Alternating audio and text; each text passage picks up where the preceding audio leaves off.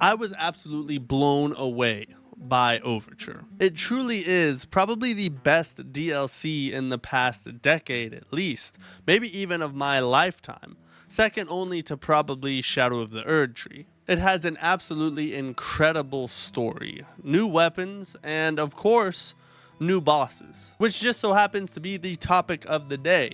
We are going to go through every single boss of the DLC and rank them worst to best. But before we do that, I want to go over the criteria by which I will be judging them by. Because I don't just want to say this boss completely sucks and oh, this boss is the best boss ever, without you guys understanding how I got to that conclusion. And just a little side note, I've been battling a sickness for the past couple days, so if my voice sounds kind of weird, it's probably because I'm dying. So with that said, I will be basing this list off of 3 primary factors. 1, challenge level, but not just how hard it is, but also where does the hard come from. Maybe I should have worded that different. Basically, is the fight based on your skill and ability, or is it based on RNG or gimmick or something like that? 2, aesthetics and visuals. Things like cutscenes, crazy special moves, and of course how the boss looks. And 3, an X factor, which would be any special attribute or anything really that is unique to that boss. So now that we have the criteria laid out, let's get started with the first boss on the list. And we are going to just work our way down in the order that you would encounter them in a regular playthrough. So with that said, cue the tyrannical predator. So this boss is kind of skill based, which I'll get to in a second. It's on the easier side when it comes to its moveset. Its aesthetics and design are pretty basic. It's just a really big crocodile. And when it comes to X factors, it really doesn't have one. But the thing that really tanks the boss and makes it the worst boss in the entire DLC is the camera. A large portion of this boss's difficulty comes from being stuck inside it, not being able to see anything besides a pixelated blob. And it's not like it was a happenstance kind of thing. I think they did it intentionally. Most large bosses have camera issues. It's just the nature of having something so large on the screen while being next to a wall or something like that. But this boss has a very specifically designed moveset that pushes you into the edge of the arena for the sole purpose of lubing you up and then shoving the camera right up your... I think you get the point. It's not a good boss. Low D tier. Next is the puppeteer of death, Markiana. This boss really surprised me. I've been very outspoken about my disdain for dual boss fights. I think they are a lazy way to approach difficulty. But Markiana was made in a way that makes a dual boss fight feel challenging and fun at the same time. The way she switches from her attacking to having the puppet attack makes the fight feel much more about your skill than it is about how well you could juggle the bosses or the RNG of that particular attempt. It's honestly a masterful way to design a dual boss.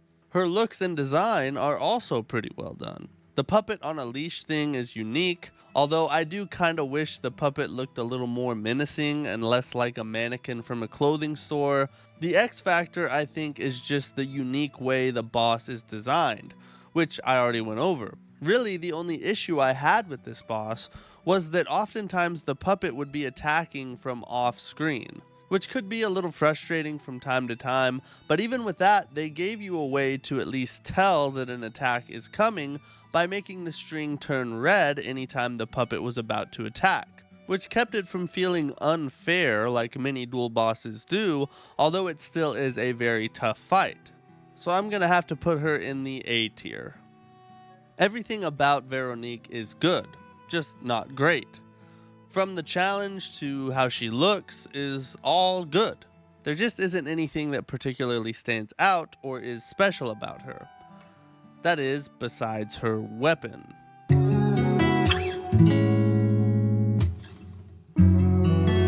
As a motivity lover and connoisseur, I am tempted to create a tier below F and place her there in an emotional outburst triggered by the fact that they did not give us her weapon. That weapon and her moveset is the X factor here. The way she creates explosions and lights her weapon on fire by starting it like a lawnmower is just... why would they not give us this weapon? To the B tier she goes. The Twofaced Overseer is basically the same as Veronique, but without the cool weapon and unique moveset. There's nothing bad about him, but also nothing special either. He is probably one of the easier bosses in the DLC since his attacks are fairly slow and his moveset isn't terribly deep. Now I say easier in the context of this DLC. All the bosses on this list have crazy high health pools and hit like a truck. So when I talk about easy or hard on this list, you can kind of take it with a grain of salt. Now looks wise, he reminds me of like a mutated version of Hoarah from Elden Ring, which is pretty cool. As with most bosses on this list, the X factor will end up being the story behind him, or his lore. The fact that he served as the template for what would eventually become Champion Victor in the base game gives him a whole new element of intrigue. Overall, I would say he's a pretty decent boss. He's just a little light on the challenge compared to some of the others. He goes C tier. The pre-metamorphic Green Hunter is a secret optional boss that some of you may have even missed. And if that's the case, sadly, you didn't miss much. At least not in terms of the fight itself. This is due to the fact that you've pretty much already fought this boss before, which, although it makes the fight kinda dull, it actually also is the X factor as well. This boss is actually the baby version of the green monster of the swamp from the base game, which is even further confirmed because upon defeating the boss, instead of it dying, it scurries away. No doubt so that we can face its adult version later on in the future. So lore-wise, it's an A, but the fight as a whole is a D. Man, this fight was amazing. The Agonyed Guardian has just got it all. A wide, varied moveset, skill-based combat, really cool special moves, and a great look. Plus, he is massive without causing some of the same camera effery that the tyrannical predator does. But the thing that sets this boss apart, its X factor, is by far the critical attack animation. When you get a critical attack off on the Agonyed Guardian, you get a special animation that reminds me of something out of God of War. And when blended into what is already a very aesthetically pleasing fight, you get pure cinema. This fight is just a ton of fun and has a good challenge that isn't the hardest, but also is not too easy. He is my personal favorite boss of the entire DLC, so he goes to the S tier.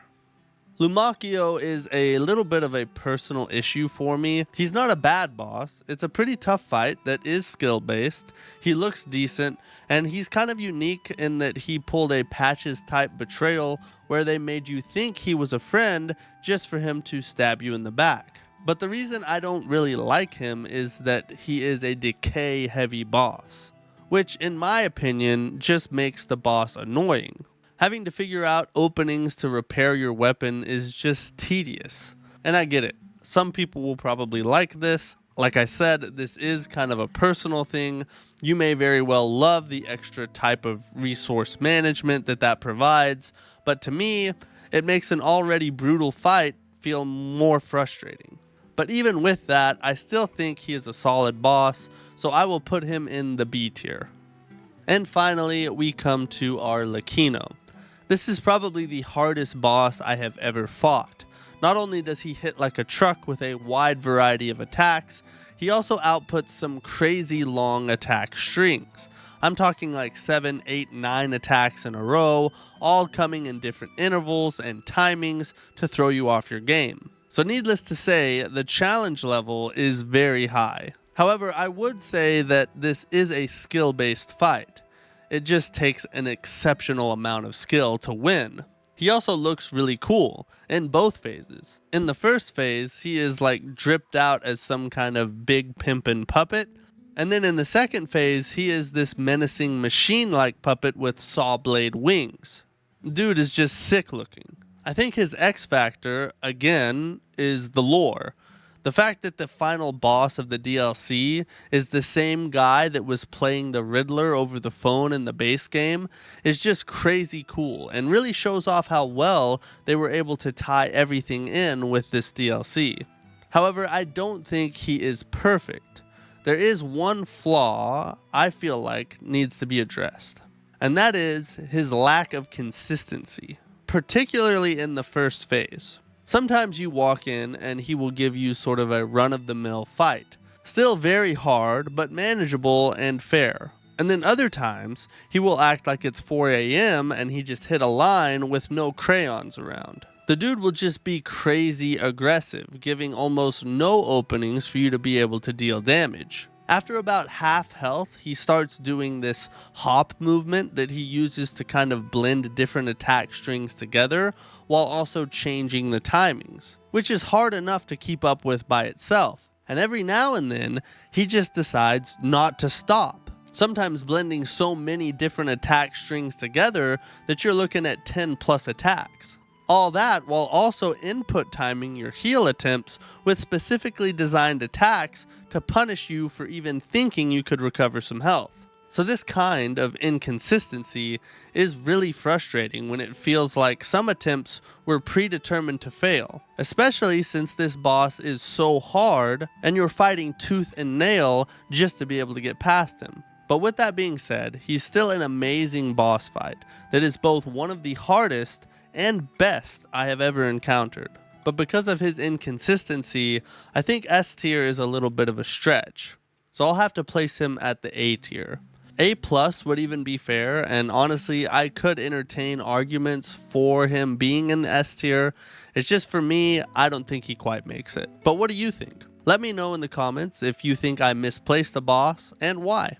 I just really want her weapon, guys.